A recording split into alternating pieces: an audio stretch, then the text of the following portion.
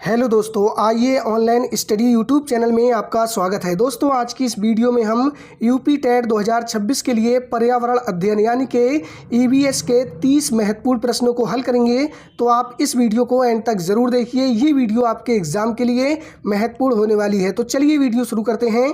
पहला प्रश्न पूछा गया है, वायुमंडल का प्रमुख स्तर जो पृथ्वी तल के नज़दीक है कौन सा है? आपको बताना है क्षोभ मंडल, समताप मंडल, मध्य मंडल या आयन मंडल। तो इस प्रश्न का सही आंसर होगा वायुमंडल का प्रमुख स्तर जो पृथ्वी तल के नज़दीक है वो क्षोभ मंडल है। ऑप्शन ए आपका सही आंसर हो जाएगा।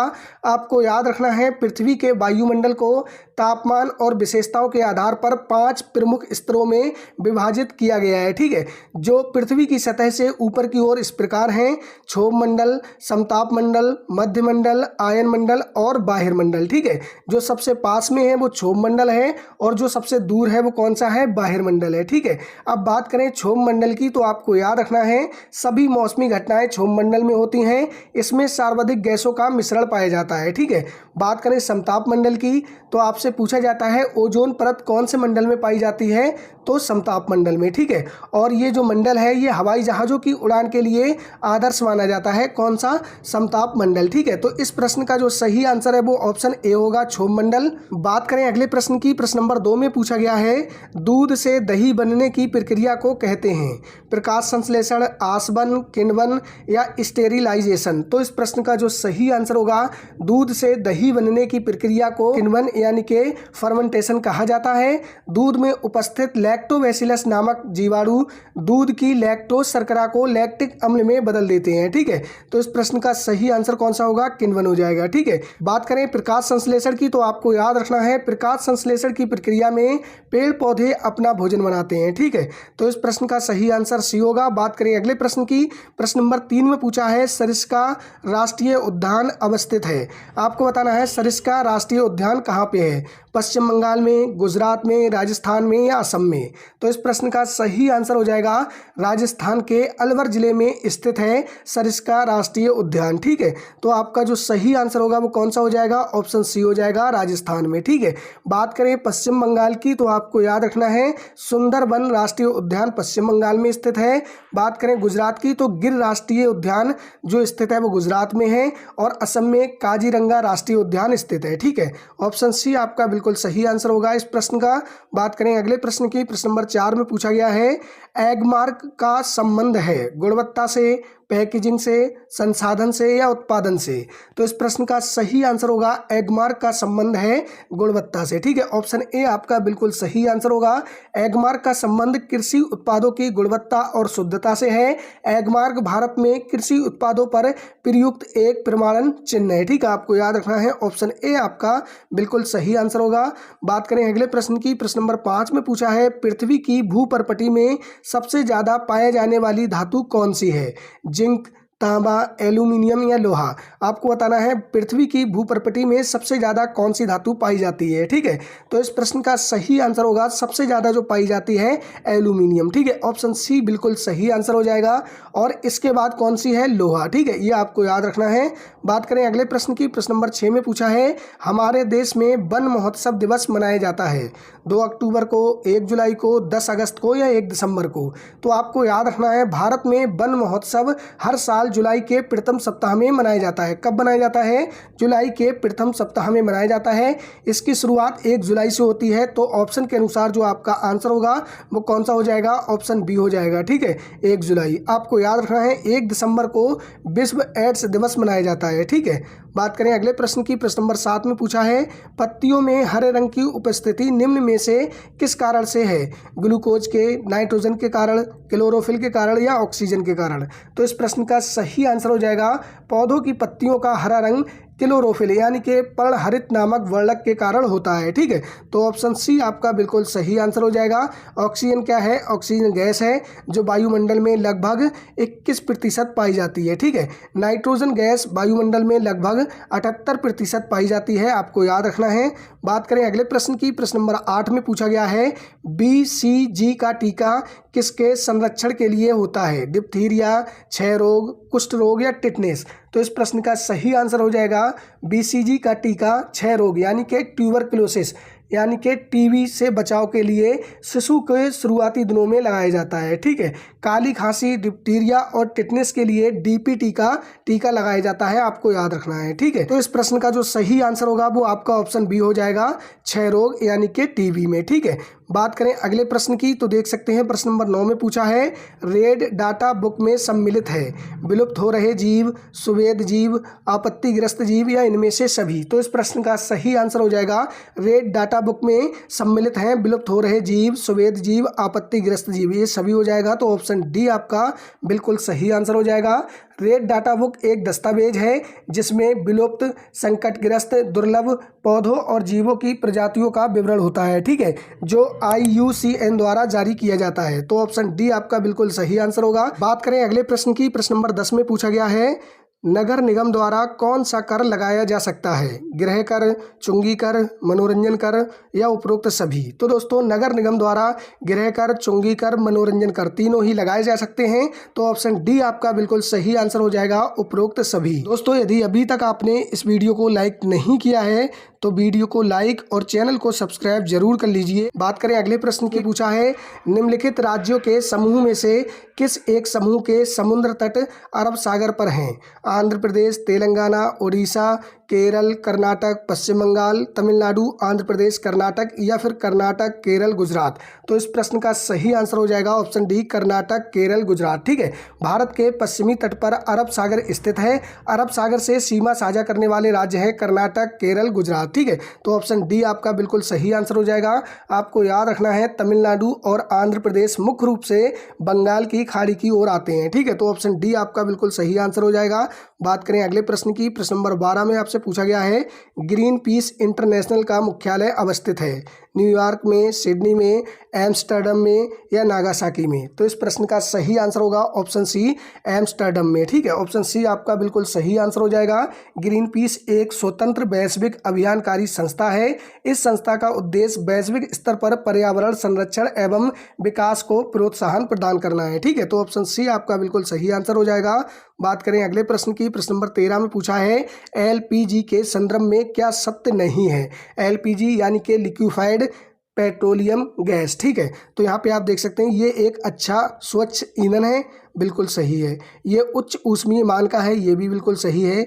ये नीले ज्वाला से जलने वाला है, ये भी सही है। ये मीथेन गैस उत्सर्जन करने वाला है, ये आपका गलत हो जाएगा। और यहाँ पे क्या पूछा है, सत्य नहीं है। ठीक है। तो ऑप्शन डी आपका बिल्कुल सही आंसर हो जाएगा। ये मुख्य रूप से प्रोपेन और ब्यूटेन हाइड्रोकार्बन गैसों का मिश्रण होता है, मीथेन उत्सर्जन नहीं करता है। ठीक है। बात करें अगले प्रश्न की, प्रश्न नंबर 14 में कहा गया है, ध्रुव तारा कहा जाता है उत्तरी तारे को, दक्षिणी तारे को, पूर्वी तारे को या पश्चिमी तारे को। तो आपको बताना है ध्रुव तारा किसे कहा जाता है। तो इस प्रश्न का सही आंसर हो जाएगा ऑप्शन ए, उत्तरी तारे को। ठीक है।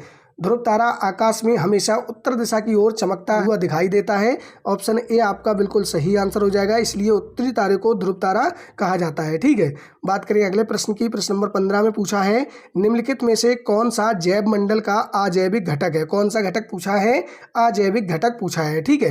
प्रोटीन, मृदा, कवक या फास्फोरस। तो आपको याद रखना है पर्यावरण के दो घटक होते हैं, जैविक और अजैविक। ठीक है। तो यहाँ पे आप देख सकते हैं कवक, ऑप्शन सी, कवक सजीव होता है, ये जैविक घटक है यानी कि बायोटिक है। और दोस्तों आपको याद रखना है ये पारिस्थितिकी तंत्र में अपघटक की भूमिका निभाता है। ठीक है। तो ऑप्शन सी आपका बिल्कुल सही आंसर हो जाएगा। जबकि प्रोटीन, मृदा और फास्फोरस ये कैसे हैं? अजैविक घटक हैं। ठीक है। बात करें अगले प्रश्न की, प्रश्न नंबर 16 में पूछा है, भारत में निम्नलिखित में से कौन सी एजेंसी मुख्य रूप से प्रदूषण के मापन से संबंधित है? ग्रीन ट्रिब्यूनल, केंद्रीय प्रदूषण नियंत्रण बोर्ड, केंद्रीय जल आयोग या सर्वे ऑफ इंडिया। तो इस प्रश्न का सही आंसर होगा ऑप्शन बी, केंद्रीय प्रदूषण नियंत्रण बोर्ड। ठीक है। ऑप्शन बी आपका बिल्कुल सही आंसर हो जाएगा। ये देश में जल, वायु और पर्यावरण प्रदूषण की रोकथाम और नियंत्रण के लिए एक संस्था है। ठीक है। बात करें अगले प्रश्न की, प्रश्न नंबर 17 में पूछा है, किस देश के संविधान से मौलिक कर्तव्यों को लिया गया है? जर्मनी, यूनाइटेड किंगडम, USA या USSR। तो इस प्रश्न का सही आंसर होगा भारतीय संविधान में मौलिक कर्तव्यों को पूर्व सोवियत संघ यानी कि यूएसएसआर के संविधान से लिया गया है। तो ऑप्शन डी आपका बिल्कुल सही आंसर हो जाएगा। यदि आपसे पूछा जाए मौलिक अधिकार कहाँ के संविधान से लिए गए हैं तो आपका आंसर होगा यूएसए। ठीक है, बात करें अगले प्रश्न की। प्रश्न नंबर 18 में पूछा है पुष्कर मेला कहाँ आयोजित किया जाता है, जयपुर, उदयपुर, जोधपुर या अजमेर। तो इस प्रश्न का सही आंसर होगा पुष्कर मेला राजस्थान के अजमेर जिले के पुष्कर में आयोजित किया जाता है। ठीक है, तो ऑप्शन डी आपका बिल्कुल सही आंसर हो जाएगा। बात करें अगले प्रश्न की। प्रश्न नंबर 19 में पूछा है कोटोपैक्सी एक जागृत ज्वालामुखी है जो अवस्थित है। आपको बताना है कोटोपैक्सी कहाँ स्थित है, सिसिली में, हवाई में, एंडीज में या रॉकीज में। तो इस प्रश्न का सही आंसर होगा कोटोपैक्सी एक जागृत यानी कि सक्रिय ज्वालामुखी है जो दक्षिण अमेरिकी देश इक्वाडोर में एंडीज पर्वतमाला में स्थित है। ठीक है, कहाँ पे है, एंडीज में। तो ऑप्शन सी आपका बिल्कुल सही आंसर हो जाएगा। बात करें अगले प्रश्न की। प्रश्न नंबर 20 में पूछा है तिब्बत की सांगपो नदी भारत में किस नाम से जानी जाती है, गंगा, यमुना, ब्रह्मपुत्र या सिंधु। तो इस प्रश्न का सही आंसर होगा तिब्बत की सांगपो नदी को भारत में ब्रह्मपुत्र नदी के नाम से जाना जाता है। अरुणाचल प्रदेश में स्थानीय स्तर पर इस नदी को दिहांग कहा जाता है। ठीक है, तो ऑप्शन सी आपका बिल्कुल सही आंसर हो जाएगा, ब्रह्मपुत्र। बात करें अगले प्रश्न की। प्रश्न नंबर 21 में पूछा है WWF से आशय है। आपको बताना है WWF क्या है, इसकी फुल फॉर्म आपको बताना है। ठीक है, तो इस प्रश्न का सही आंसर ऑप्शन सी होगा, वर्ल्ड वाइल्ड लाइफ फंड है। ठीक है, ऑप्शन सी आपका बिल्कुल सही आंसर हो जाएगा। बात करें अगले प्रश्न की। प्रश्न नंबर 22 में पूछा है संविधान सभा ने राष्ट्रीय गान को अपनाया 26 जनवरी 1950 को, 24 जनवरी 1950 को, 21 मई 1949 को या फिर 13 नवंबर 1949 को। तो इस प्रश्न का जो सही आंसर होगा वो आपका ऑप्शन बी हो जाएगा, 24 जनवरी 1950 को। भारत की संविधान सभा ने 24 जनवरी 1950 को जन गण मन को भारत के राष्ट्रगान के रूप में अपनाया। ऑप्शन बी आपका बिल्कुल सही आंसर हो जाएगा। आपको याद रखना है 26 जनवरी 1950 को भारतीय संविधान पूर्णतः लागू हुआ। ठीक है, बात करें अगले प्रश्न की। प्रश्न नंबर 23 में पूछा है निम्नलिखित परावैंगनिक किरणों में से कौन सा अधिक हानिकारक है, UVA, UVB, UVC या उपयुक्त में से कोई नहीं। तो इस प्रश्न का सही आंसर हो जाएगा परावैंगनिक किरणें UVC सबसे ज़्यादा खतरनाक होती हैं। ये त्वचा को गंभीर नुकसान पहुंचा सकती हैं, लेकिन आपको याद रखना है ओजोन परत इससे हमारी रक्षा करती है। ठीक है, तो ऑप्शन सी आपका बिल्कुल सही आंसर हो जाएगा, UVC। ठीक है, बात करें अगले प्रश्न की। प्रश्न नंबर 24 में पूछा है निम्नलिखित में से कौन सा पारिस्थितिक तंत्र मानव निर्मित है, तालाब, कृषि भूमि, घास का मैदान या पर्णपाती वन। तो इस प्रश्न का सही आंसर होगा आपका ऑप्शन बी, कृषि भूमि। ठीक है, एग्रो सिस्टम एक मानव निर्मित पारिस्थितिकी तंत्र है जिसे मनुष्य अपनी आवश्यकताओं के अनुसार बनाता, नियंत्रित करता और फसलें उगाता है। तालाब, घास का मैदान और वन ये कैसे हैं, ये प्राकृतिक पारिस्थितिक तंत्र हैं। ठीक है, तो इस प्रश्न का सही आंसर ऑप्शन बी हो जाएगा, कृषि भूमि। बात करें अगले प्रश्न की। प्रश्न नंबर 25 में पूछा है विटामिन सी की कमी से होने वाला रोग है, बेरीबेरी, रतौंधी, स्कर्वी या रिकेट्स। तो इस प्रश्न का सही आंसर हो जाएगा विटामिन सी की कमी से होने वाला रोग है स्कर्वी। ठीक है, बात करें विटामिन बी की कमी से होने वाले रोग की, तो विटामिन बी की कमी से होता है बेरीबेरी, विटामिन ए की कमी से हो जाता है रतौंधी और आपको याद रखना है रिकेट्स विटामिन डी की कमी से होता है। ठीक है, बात करें अगले प्रश्न की। प्रश्न नंबर 26 में पूछा है निम्नलिखित में से कौन सा आग्नेय शैल नहीं है, डोलोमाइट, ग्रेनाइट, बेसाल्ट, ग्रेवो। तो इस प्रश्न का सही आंसर होगा ऑप्शन ए, डोलोमाइट। ठीक है, डोलोमाइट आग्नेय शैल नहीं है, जबकि ग्रेनाइट, बेसाल्ट और ग्रेवो ये कैसी शैल हैं, आग्नेय शैल हैं। ठीक है, डोलोमाइट क्या है, एक अवसादी शैल है, ये चूना पत्थर के समान एक कार्बोनेट चट्टान होती है। ठीक है, ये आग्नेय शैल नहीं है, तो ऑप्शन ए आपका बिल्कुल सही आंसर हो जाएगा। बात करें अगले प्रश्न की। प्रश्न नंबर 27 में पूछा है हमारे देश के मानचित्र में झारखंड कहाँ स्थित है, पश्चिम बंगाल के पूर्व में, ओडिशा के उत्तर में, छत्तीसगढ़ के दक्षिण पूर्व में या फिर उत्तर प्रदेश के पश्चिम में। तो इस प्रश्न का जो सही आंसर होगा वो आपका ऑप्शन बी हो जाएगा, ओडिशा के उत्तर में। ठीक है, ऑप्शन बी आपका बिल्कुल सही आंसर होगा।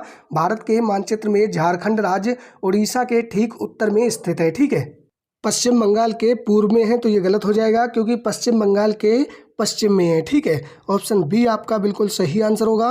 बात करें अगले प्रश्न की। प्रश्न नंबर 28 में पूछा है टाइटन किस ग्रह का प्राकृतिक उपग्रह है। तो इस प्रश्न का सही आंसर आपको बताना है, वरुण, बुध, शनि या शुक्र। तो इस प्रश्न का सही आंसर होगा टाइटन शनि ग्रह का सबसे बड़ा प्राकृतिक उपग्रह है। ठीक है, ऑप्शन सी आपका बिल्कुल सही आंसर हो जाएगा। यदि आपसे पूछा जाए सौरमंडल का सबसे बड़ा उपग्रह है तो आपका आंसर होगा सबसे बड़ा उपग्रह बृहस्पति का गैनीमेड है। ठीक है, बात करें अगले प्रश्न की। प्रश्न नंबर 29 में पूछा है मकर रेखा है 23 डिग्री, 23.5 डिग्री, 23.5 डिग्री नॉर्थ या 23.5 डिग्री साउथ। तो इस प्रश्न का सही आंसर होगा मकर रेखा पृथ्वी की दक्षिणी गोलार्ध में भूमध्य रेखा के समांतर 23.5 डिग्री अक्षांश पर खींची गई काल्पनिक रेखा है। ठीक है, कौन से गोलार्ध में? दक्षिणी गोलार्ध में। तो आपका आंसर होगा ऑप्शन डी 23.5 डिग्री साउथ। ठीक है, यदि दोस्तों आपसे कर्क रेखा पूछा जाता तो आपका आंसर होता 23.5 डिग्री नॉर्थ। ठीक है, ये आपको याद रखना है। और जो भूमध्य रेखा होता है वो आपकी 0 डिग्री होती है। ठीक है, बात करें अगले प्रश्न की। प्रश्न नंबर 23 में पूछा गया है उत्तर प्रदेश का राज्य पक्षी है। आपको बताना है उत्तर प्रदेश का राजकीय पक्षी कौन सा है? मोर, गौरैया, तोता या सारस क्रेन। तो इस प्रश्न का सही आंसर होगा उत्तर प्रदेश का राजकीय पक्षी है सारस क्रेन। ठीक है, ऑप्शन डी आपका बिल्कुल सही आंसर होगा। यदि आपसे पुष्प पूछा जाता उत्तर प्रदेश का राजकीय पुष्प तो आपका आंसर हो जाता पलाश। ठीक है, तो दोस्तों ये हमने 30 प्रश्न EVS यानी कि पर्यावरण अध्ययन के किए हैं। 30 प्रश्न में से आपके कितने विकल्प सही हुए हैं कमेंट में ज़रूर बताइएगा। दोस्तों इससे पहले हमने 2 क्लास और ऐसे ही करा दिए हैं जिसमें 30 प्रश्न को हल कराया है। आपने वो नहीं देखी हैं तो चैनल पर जाके देख सकते हैं। वीडियो को पूरा देखने के लिए धन्यवाद। वीडियो अच्छी लगी हो तो वीडियो को लाइक और चैनल को सब्सक्राइब कर लीजिए।